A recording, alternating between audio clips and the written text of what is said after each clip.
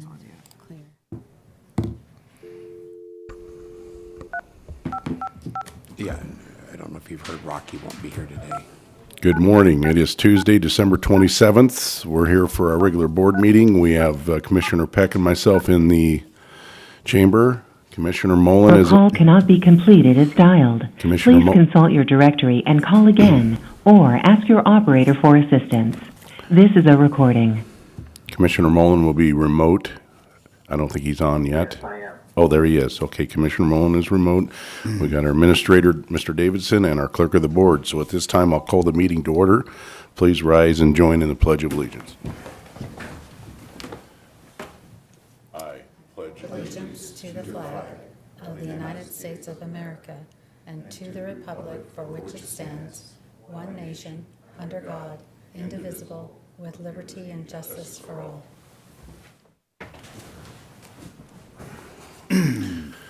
All right, the first item on the agenda is approval of vouchers, and I believe we have two this morning.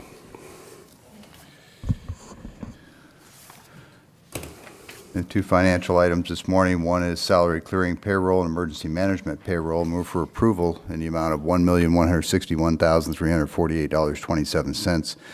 Note that this has been through the county administrator's office and signed by two reps out of the county auditor's office. So, I second.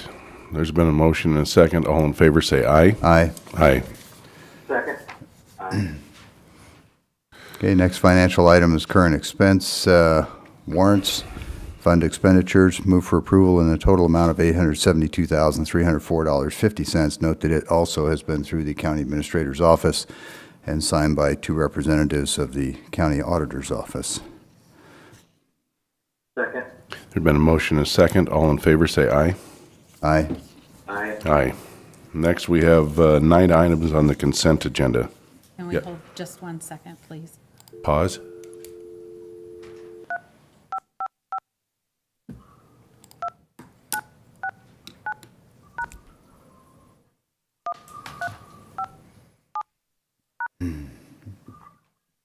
Okay, thank you. Your call cannot be completed as dialed. Are we having a problem getting the internet out? Your call cannot be completed as dialed. Please consult your directory and call.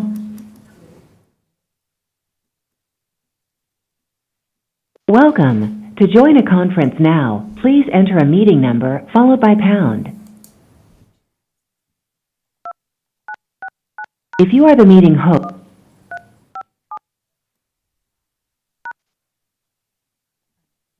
Sorry, So now we're live? we're good. Okay. Next, we have 9 items on the consent agenda.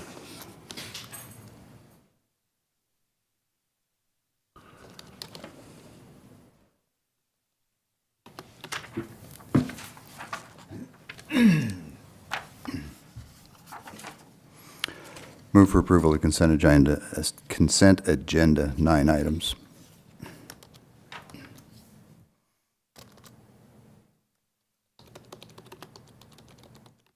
Second. There's been a motion and a second for the 9 items on the consent agenda. With no discussion, all in favor, say aye. Aye. Aye. Aye. Next, we'll move down to public comment. Is there anybody on the phone or in the room that would like to come forward for public comment? Seeing none, we'll move to Commissioner Administrator updates. Mr. Davidson? Pretty light week. We did have our second elected officials and department head meeting. We're including a few more department heads in that meeting, and the attendance was very well. Really appreciate the involvement of all the elected officials in that. I think that we've got something good started there. Had interviews with for the HR position with the help of the interview panel that included myself and the county assessor and our county treasurer. And then lastly, I attended informed the entire board a productive meeting with Fire 2 concerning the ongoing issue about ambulance service to the entire county. It's further discussions of what we've had with the Public Hospital District the previous week. And I think we're making some inroads and getting some minds together before we award any funds related to our ARPA monies out to there. We're having some good discussions in that regard. So we're going to continue to meet with folks this coming week and with the legislators on this issue. Thank you, Mr. Davidson. Commissioner Peck? Let's see, you had the elected officials meeting that Dwayne just mentioned, Board of Health meeting that I think we all attended, except maybe Commissioner Mullen. We had a special board meeting, had a meeting with the Washington Department of Commerce, the Washington Aerospace and Aviation Subcommittee that has been tasked by the legislature to bring forward recommendations on how to enhance and grow the aerospace and aviation industries in the state of Washington. Representative Dent, Senator-elect Benke, Secretary of Commerce Brown, myself, and several other people on this committee had a lengthy meeting this week on that subject. Thanks. Commissioner Mullen? I have no updates this week. Well, I had calls for a vote of confidence for our road crew during the wintry weather here, and then I've had some complaints. So it's been a mixed bag there but I've sent them all to Mr. Erdman, and I think everything's getting resolved. And then we had the Board of Health meeting, the CBS WC Steering Committee meeting, and then Fire District 2 with Mr. Davidson. Met with him, very productive meeting, and looking forward to finding what the outcome is here to resolve that situation. Is there anything you would like to add, Mr. Davidson, or you already talked about it? Okay. That's my update. And next, we'll move down to Certificate of Appreciation. Commander Rick, and I want to make sure I pronounce his last name right. Roshlo. Say that again. Roshlo. Roshlo. Commander Roshlo. I'd just like to say on behalf of Franklin County, I would like to express our gratitude for your faithful service with the Franklin County Sheriff's Office starting January 1, 2008 through December 30th, 2022. Your contributions to the county and your years of service have been invaluable. Please accept this certificate of appreciation for your dedication and professionalism. We hope you know just how much we respect you and have valued you as our colleague. You will be missed at Franklin County. So with that, I will present this. And if the other commissioners have anything they'd like to say. I'll just offer that Commander Roshlo has been here as long as I have and has been a steady presence in ensuring the security of the courthouse, and we've not had any incidents in the time he's been here. I think that reflects favorably, of course, on his service. We thank him as well. Commissioner Mullen, would you like to say anything? I'd just like to say thank you for your years of service, and you will be missed. But thank you for your time and service here at Franklin County. All right. So with that, we'll move down to amending ordinance 04-2022 comprehensive plan compliance, presented by Mr. Bratton. Yeah, what's before you is the finalized version based on the board direction from last week on the 20th. So staff has added a new section 10 clarifying, that 04022 is being replaced by 042022 B. And then also retitled the ordinance as B. And I believe that met the direction that the board was asking. It's been vetted and approved by legal as well. Just as a FYI, any time that I do legal or anything like that, that's always reviewed by legal. I don't write legal documents for the county without having them checked by our legal department. So that is, and so, any questions? Commissioners? I know that was a little, but, So we had a lengthy discussion about this in the last meeting, and I think I Right. just heard you say that the new document complies with the requests from the board, so that would satisfy my concerns. Commissioner Mullen? I don't have any questions, no, thank you. And this is extending it for 6 months, the clock doesn't change. right? We're not at that point, so this one will terminate in February. If I recall correctly, it's February 9th. Then we will need to hold a hearing to discuss whether or not we're going to extend it for another 6 months, whether, basically, and we'll present that, And we're the waiting options for are. this decision out of the court, hopefully in January. Yeah, talking with legal, they have informed me that we need to submit, but they're actually, based on the way they've seen this roll out, it could be another 6 months, up to 6 months. It may be not until June that it actually gets to the appeals court. All right. So, With no further discussion, I'll entertain a motion.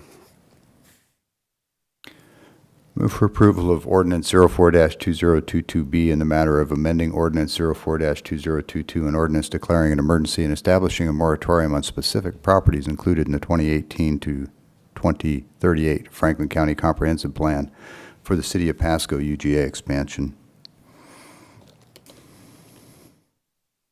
Second?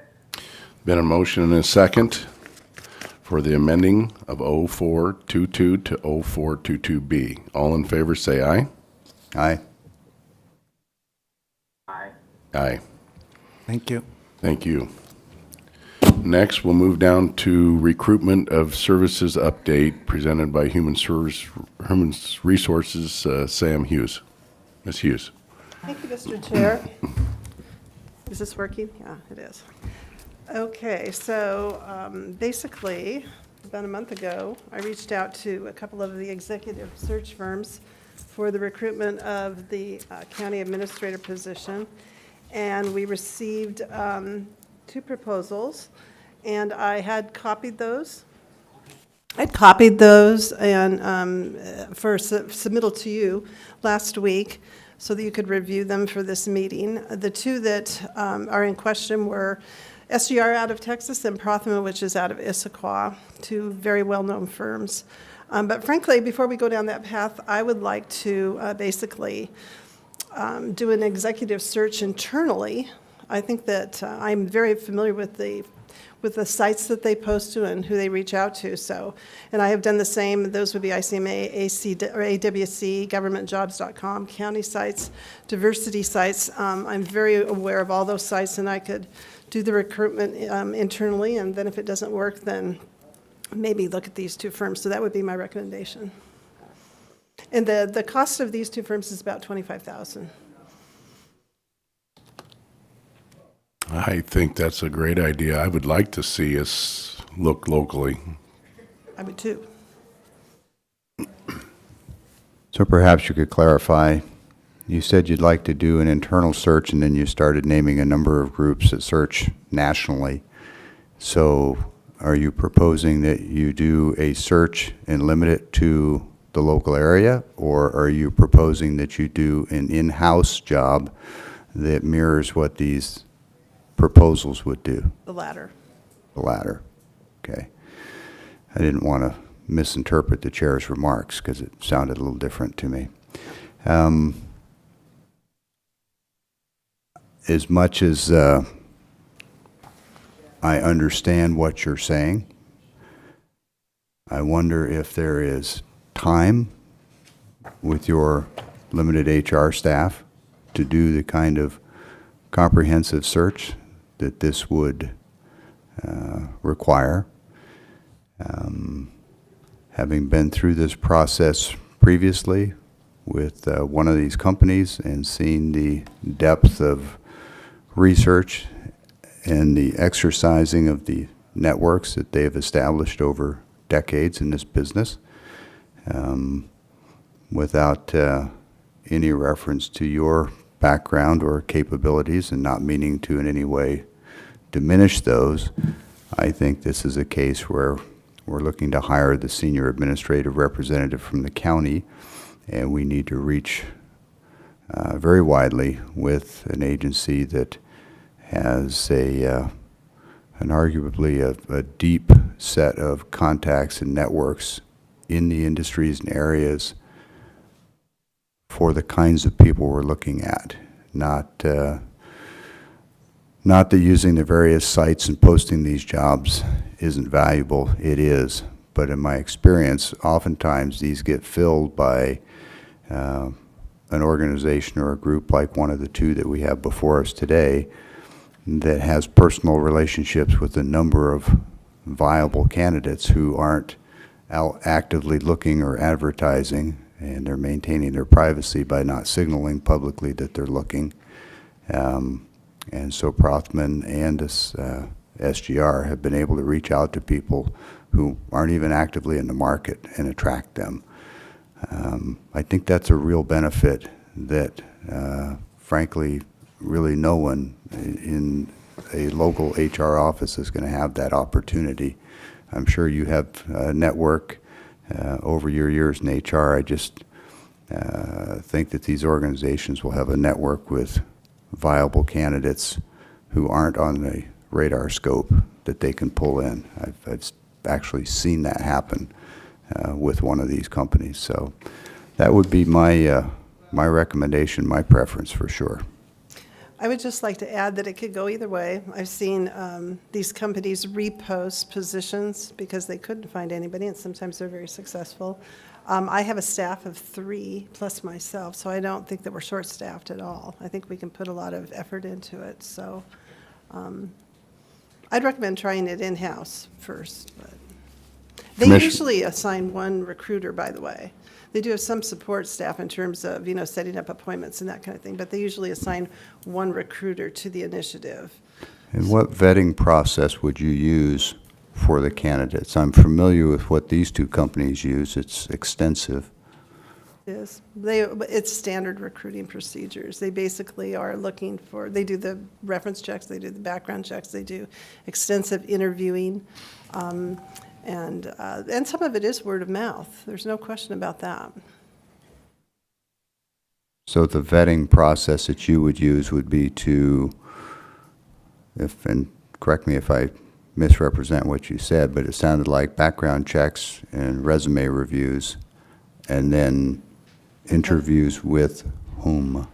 With you? Right. We would do internal interviews, and then it would go to you. So basically, it would be telephone interviews or Zoom because they're nationwide. We would be posting to many, many sites. In my past life, I was posting to 25 diversity sites, for example, then a number of government sites, then a number of other non-government sites. So it would be, it's not uncommon for me to post to 30, 40 sites. Well, I would submit then that the county would be well served to have this go to an outside firm that is independent of the county in all ways and has a professional network of viable candidates in the reach. While cost is always a consideration, it is de minimis in the context of the significance of the position, and I think we ought to put our best foot forward and expend the resources to do a professional, at least regional, if not national search. The other thing I like to do is what's called direct sourcing. That would be calling everybody I know and asking if they know of anybody who's available, or calling internally to ask people if they're available. Right, and that's specifically what I was referring to. I appreciate you clarifying that. These organizations that have submitted. SGR and Prothman both have been doing this for decades. They have. And they have a national network of direct outreach to people, and it is in my view, it's a much broader net than we're going to be able to cast internally. And given the significance of the position, I think we ought to make our best effort and expend the resources and do it as broadly as we can. And again, not to in any way diminish you or your background or your experience. It's a size of the network. Anyone who is internal in the county or who's local who wishes to apply certainly, obviously, still can, so we're not excluding anybody. And if it turns out that they rise to the top, that's great. But if there's somebody out there that is a better candidate, I think we certainly want to know that. And the way we do that is to use one of these firms. Thanks. Commissioner Mullen? I feel we should just look locally, internally, give us 30 days, or give the HR department 30 days to try to find a suitable candidate before we spend the $25,000 or so for a research company, recruitment company. So that's my opinion. I believe we should look locally for 30 days, at least give us 30 days to, I think there's a lot of talent in our area that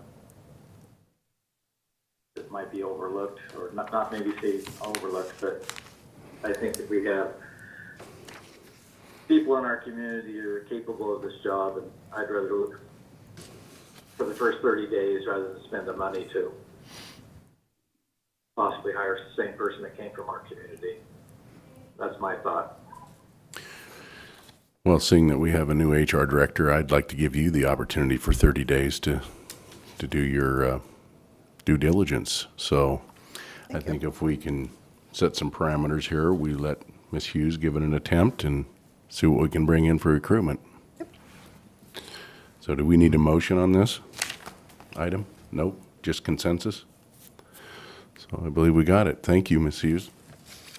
And, Ms. Chair, just for the record, that's consensus of a majority of the board. I Yes. still contend that we should be hiring a professional and searching nationally. Yes, that was very evident and well spoken.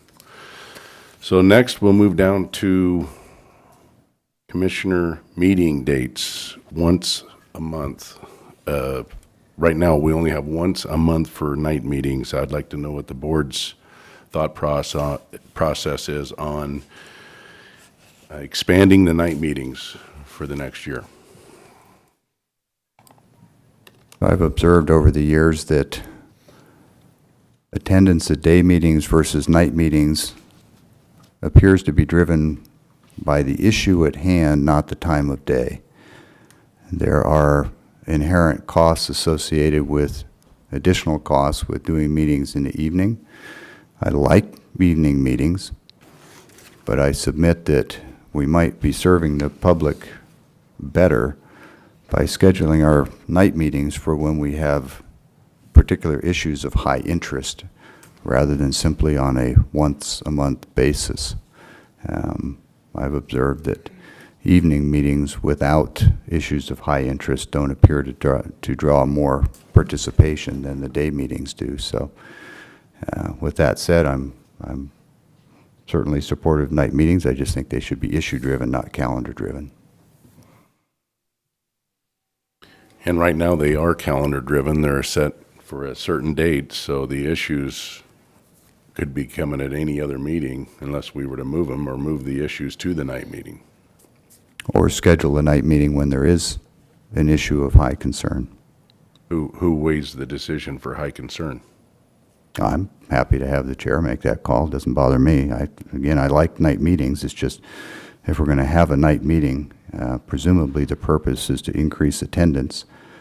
And I haven't seen the time of day change the attendance. What appears to change the attendance is the issue on the agenda.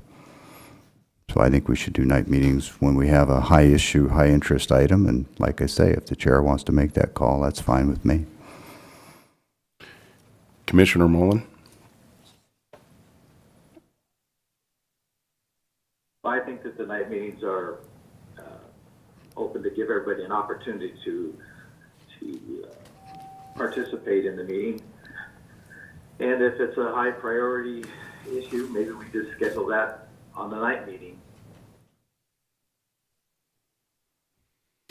So then what I'm hearing from my fellow commissioners is leave the way it is right now set up for quarterly night meetings, but then if we have a topic that is of high concern, we can move that to a night meeting.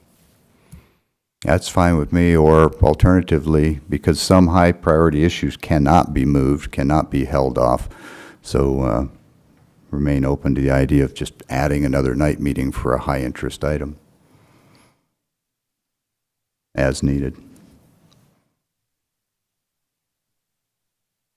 Sound good to you, Mr. Mullen?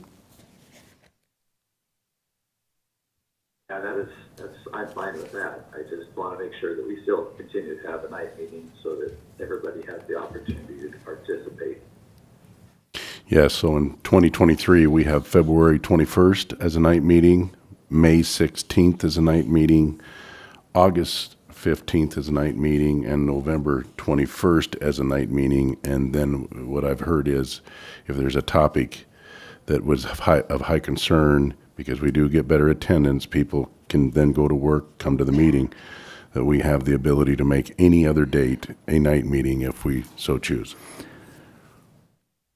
And Mr. Chair, I would just add that if we believe that night meetings attract better attendance in general, maybe we should have a discussion about just doing all of our meetings at night. I'd be fine with that as well.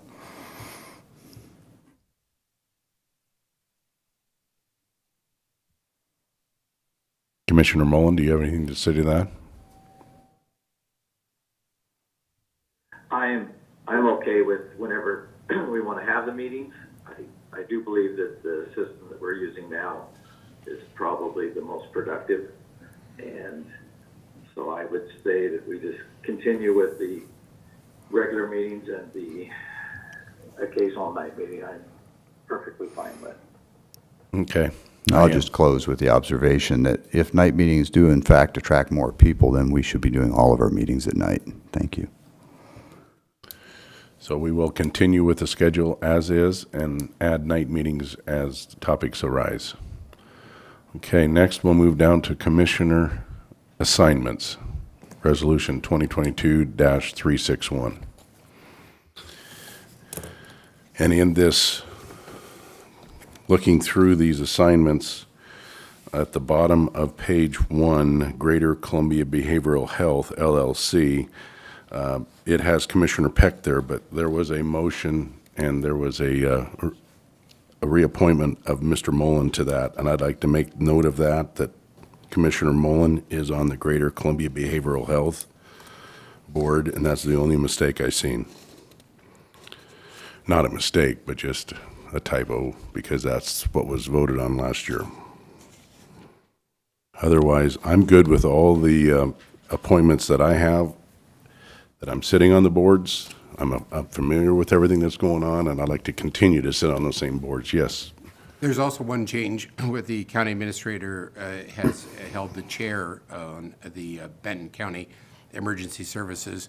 Even when Keith was still here, there was a move of the sheriff, Raymond is taking the chair of that particular committee. So we've made a switch there that properly states that the sheriff is now the chair of that particular committee and not myself. So I just want to make sure that they're aware of that. And which one is that one again? That's, what is it, near the top, 1, 2, 3, 4, 5, 6, 7, 8 line, sheriff, it's correctly stated as Sheriff Jim Raymond there for Benton County Emergency Services. Got it. It's a change from last year is the only reason I'm bringing it up. And his name is there, so. And his name is there. Okay.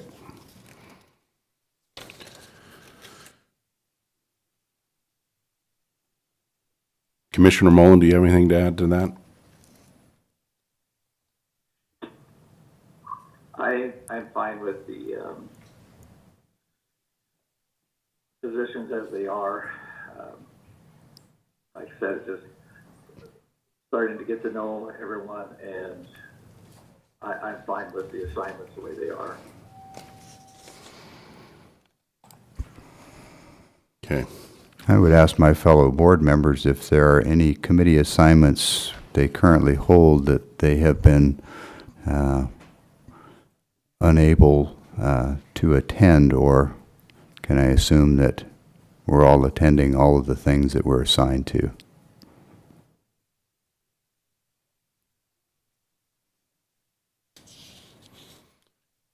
As long as there isn't a conflict, I've been able to attend pretty much everything that I have signed up to be part of. I did have a problem with the new committee that was created, and I have talked to them, and we have worked that out at the last meeting. So,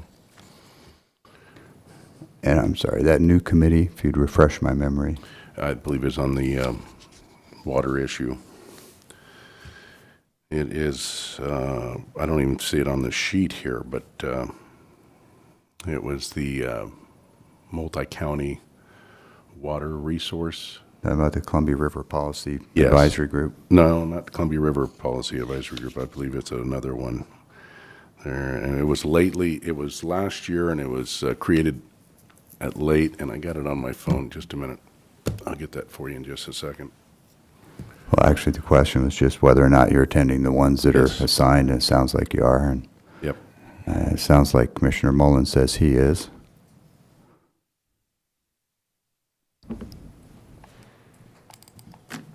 So with that, we'll move into the chair pro term and board.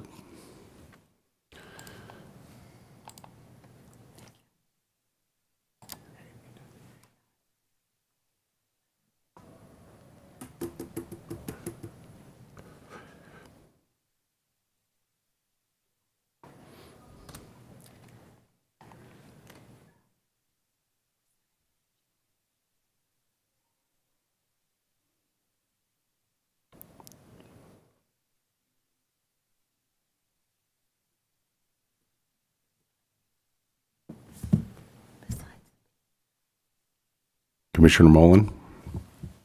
Yes, I would suggest that Mr. Didier remains the chair.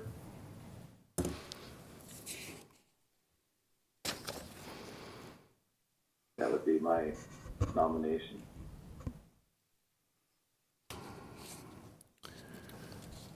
And I am very humbled at the letter that was included in our booklet. I am humbled and very thankful for the confidence that my fellow electeds have put in the pre-read aheads. And if that is the will of the board, then I will accept the chairmanship for another year. Well, Mr. Chairman, before we get this train too far out of the station, I'll offer that under the current construct, I'm not interested in being the chair or the chair pro tem, but I do want to put in for the record the following 5 or 6 observations. And I'll say up front that this is not intended to disparage anybody. This is to put into the record some facts that I think we all should be cognizant of. And if anyone feels that any of these things are not facts and they want to provide me information to the contrary, I'm certainly open. But over the past year or two, this board, under its current leadership, it was heralded in the letter from our fellow electeds, has declined to adopt any rules of order for our meetings, has achieved record high tax collections from our citizens, has achieved record high spending of public money, has engaged in unnecessary lawsuits which have cost the taxpayers conservatively hundreds of thousands of dollars, approaching $1 million, have engaged in violations of state law, have violated their oath of office, and have resulted in the loss of many of our most experienced county employees, many of them often leaving for lower paying jobs in the local area. So That's where we are. Thank you for the opportunity to comment. Thank you for your opinion, Mr. Peck. So with that, is there a motion, Commissioner Mullen? I'll make the motion that we approve Mr. Didier as chairman of the board.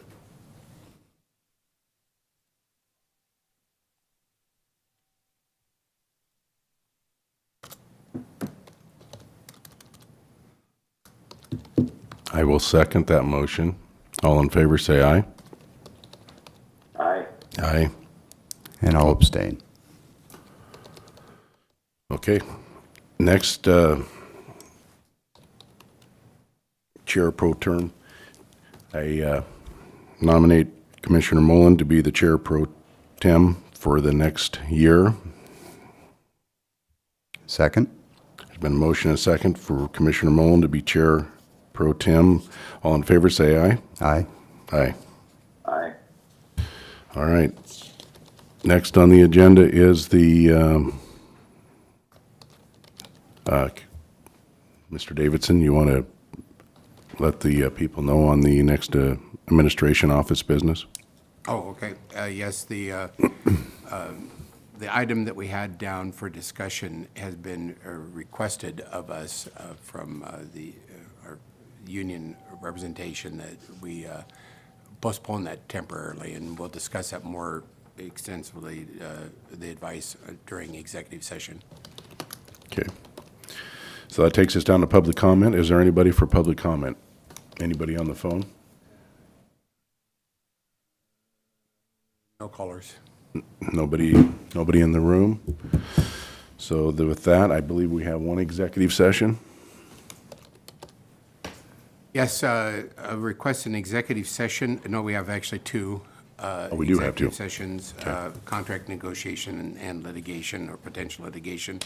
So if we can, I'll announce both of them. 42.30.140 subsection, or section 4, I should say, and RCW 42.30.110, section 1, subsection I. And we probably should ask for, we can always come out early, 45 minutes. Are we combining both? We're combining executives? both. Okay, okay. If I could inquire, is one of those supposed to be a closed session? Bargaining or something about bargaining, if there's discussion? That's actually a very good point, Prosecutor Sant. 4230.140, section 4 is closed session, so. So I would ask that that be separated out.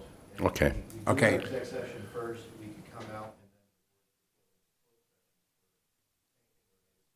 and Yeah, it was labeled, sorry, that's a very good point. Thank you. So let's do that for just 10 minutes. Okay. Yeah, 10 minutes. And so that's RCW 42.30.110. And that should include the human resources and yourself and the clerk. I think that's it, and I don't think that there's any people from other bargaining units, so.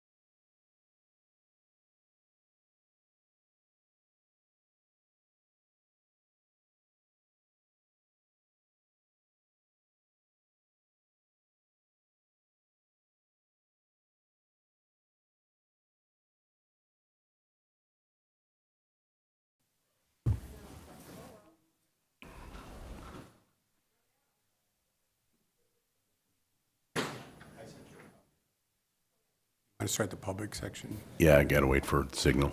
We're good? Okay, we are out of it. Can you open the door? I gotta come out of executive session and then go into. We have come out of executive session, and now, Mr. Davidson, would you please take us into closed session? Request a closed session with the board to get an update from the HR director pursuant to RCW 42.30.140, Section 4, contract negotiations. And for how long? Request 5 minutes. Oh, good.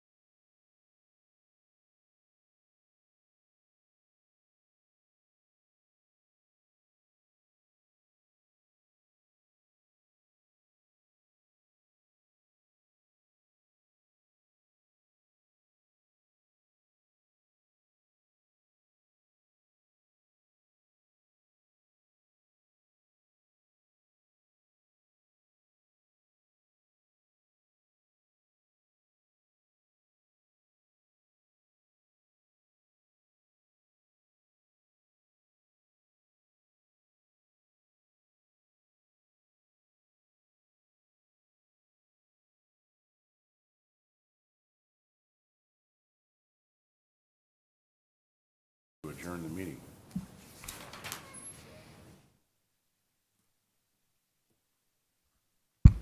We have come out of closed session. We're back to regular session. Is there any other business for the good of the county? Hearing none, this meeting is adjourned. I should have caught that when I saw it.